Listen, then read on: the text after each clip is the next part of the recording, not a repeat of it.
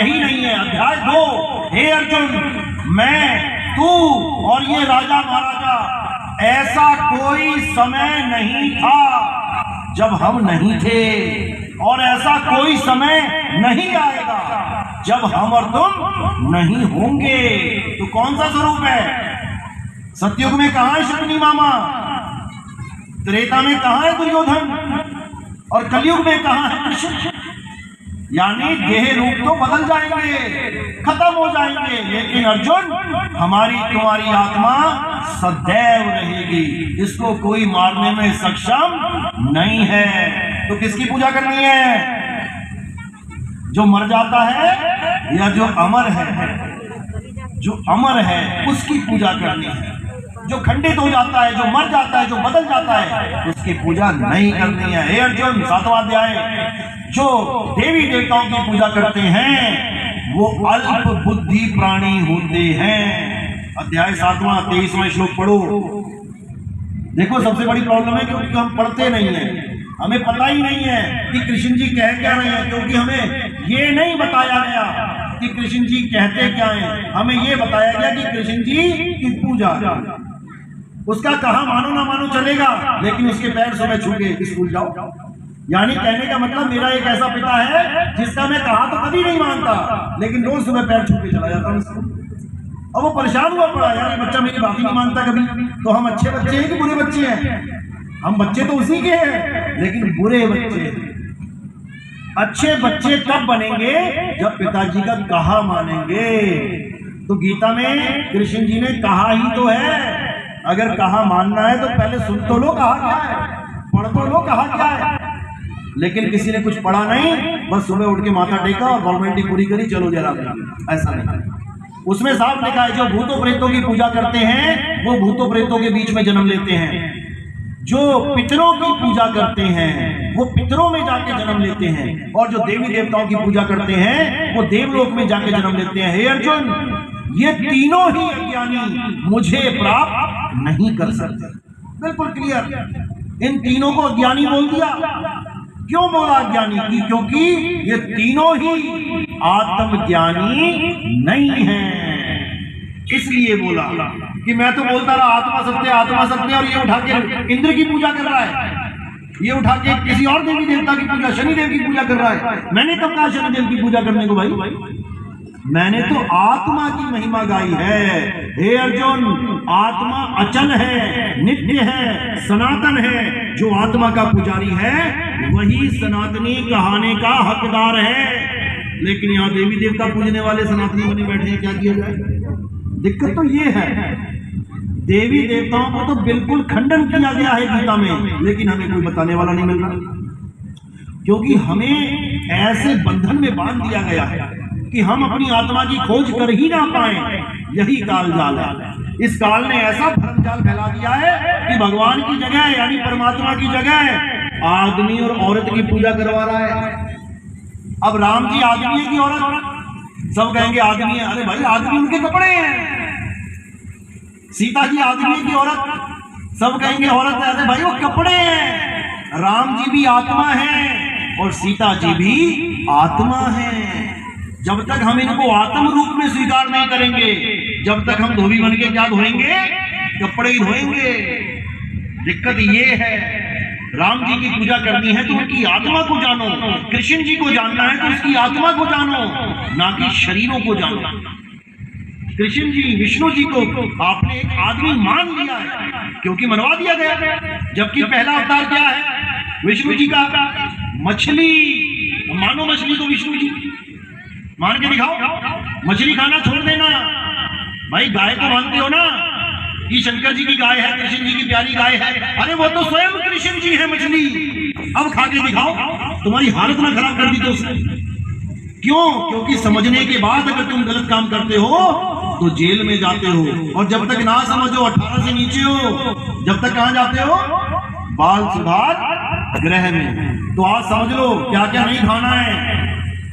भगवान को नहीं खाना है तो पहले समझ लो भगवान है क्या। गाय छोड़ो, गाय तो सेकेंडरी है। भगवान ने रखी थी, पाली थी। जो स्वयं भगवान है मछली का अवतार। जो मछली खाता है, याद रखना, तुमने विष्णु जी के शरीर को खा लिया है। अब तुम्हारी ऐसी हालत होने वाली है कि तुम्हें भगवान भी ना बचाएगा। और कौन? कछुआ, दूसरा अवतार, कछुए का अवतार। अब कछुआ देखते ही अगर किसी ने खाने का विचार कर लिया तो समझ जाना कि गौ हत्या से भी बड़ा पाप लगेगा।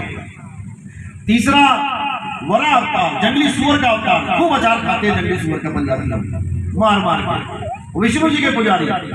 अब खाना, अब समझ के खाना की क्या खा रहे हो। गौ हत्या को कहते हैं महापाप। अरे वो तो सेकेंडरी है, ये तो विष्णु जी का अवतार है। तो भाई जब हम विष्णु जी को मछली नहीं मान रहे, हम विष्णु जी को कछुआ नहीं मान रहे, हम विष्णु जी को जंगली सुअर नहीं मान रहे, तो हम विष्णु जी को आदमी क्यों मान बैठे? हम कृष्ण जी को आदमी क्यों मान बैठे? अरे आदमी भी एक चोला है और वो कछुआ मछली भी एक चोला है। दोनों ही शरीर हैं, दोनों ही धारण किए गए हैं, दोनों को धारण करके उतार दिया गया है। इसीलिए गीता में स्पष्ट बोला, हे अर्जुन, तेरे और मेरे कई जन्म हो चुके हैं। मैं उनको जानता हूं लेकिन तू उन्हें नहीं जानता, तू भूल चुका है। अगला ही श्लोक, यद्यपि मैं अजन्मा हूं, यानी मैं जन्म मरण से रहित हूं। फिर तो पिछला वाला श्लोक झूठा पड़ गया।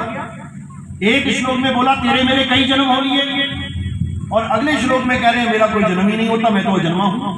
दोनों में से एक ही बात सत्य हो सकती है, लेकिन दोनों ही सत्य हैं। कैसे?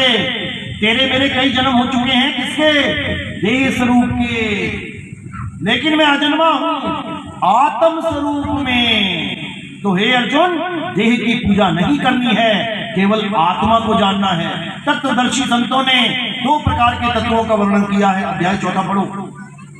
एक असत्य तत्व और एक सत्य तत्व। असत्य तत्व तो इन शरीरों को मानो जो हमेशा बदलते रहते हैं, हमेशा जन्मते और मरते रहते हैं। और सत्य तत्व आत्मा को जानो जो कभी बदलती नहीं है और कभी जन्मती और मरती नहीं है। हे अर्जुन, अगर तुम उस आत्मा को प्राप्त करना चाहते हो, आत्म ज्ञान को प्राप्त करना चाहते हो, तो अध्याय 4 34वां श्लोक, कि तुम किसी आत्मज्ञानी गुरु के पास जाओ जिसने अपनी आत्मा को जान लिया है, जिसने अपनी आत्मा को महसूस किया है। केवल वही तुम्हें बता सकता है कि तुम एक शरीर नहीं एक आत्मा हो। नहीं तो तुम सारी उम्र अपने आप को आदमी मानते मानते मानते ये शरीर छोड़ दोगे और तुम्हारी आस फिर इसी शरीर में लगी होगी कि डॉक्टर साहब मुझे बचा लो, डॉक्टर साहब मुझे बचा लो, जबकि तुम अमर हो। बचा किसको लो? तुम मरे ही नहीं सकते। किसको बचाने की बात कर रहे हो? अरे शरीर को बचाना चाहते हो जो पहले से ही मरा हुआ है। तो जब तक अपने स्वरूप को नहीं जानोगे, जब तक बात बनने वाली नहीं है। इसलिए केवल एक सत्य है और वो सत्य पूरे विश्व के लिए है। ऐसा नहीं कि केवल हिंदुओं के लिए सत्य है और मुसलमानों का नहीं है। हिंदू, मुस्लिम, सिख, ईसाई सब एक सत्य के बच्चे हैं, एक परमात्मा के बच्चे हैं। लेकिन उस एक परमात्मा को ढूंढने के चक्कर में अलग अलग धर्म बना बैठे, अलग अलग जात बना बैठे, अलग अलग पंथ बना बैठे, उस एक को पाने के चक्कर में। लेकिन अब समय आ गया है कि उस एक को जानेंगे और एक को पहचानेंगे, पाएंगे। और कहां जाएंगे? मंदिर की मस्जिद, गुरुद्वारे की चर्च? कहीं नहीं। अब जाएंगे अपनी आत्मा में रमण करने। हे अर्जुन, जो अपनी आत्मा में रमण करते हैं वही स्थित प्रज्ञ कहलाते हैं। और स्थित प्रज्ञ जो हो जाते हैं, परमात्मा उनके हृदय में वास करता है, यानी उनकी आत्मा में वास करता है। अब उन्हें कहीं बाहर जाने की जरूरत नहीं है। तो अब क्या समझ में आया? शरीर सत्य है कि आत्मा सत्य है? शरीर सत्य है। ये किसको लग रहा है? हाथ खड़ा करो। जो शरीर सत्य है, शरीर सत्य है, आत्मा सत्य है, ये किसको लग रहा है? हाथ खड़े करो। सारे विवेकी लगे रहते। बहुत अच्छी बात है। यही विवेक होता है। ये विवेक केवल इस 1 घंटे तक ही ना रहे कहीं, उसके बाद दोबारा वही कपड़े धोने चले गए।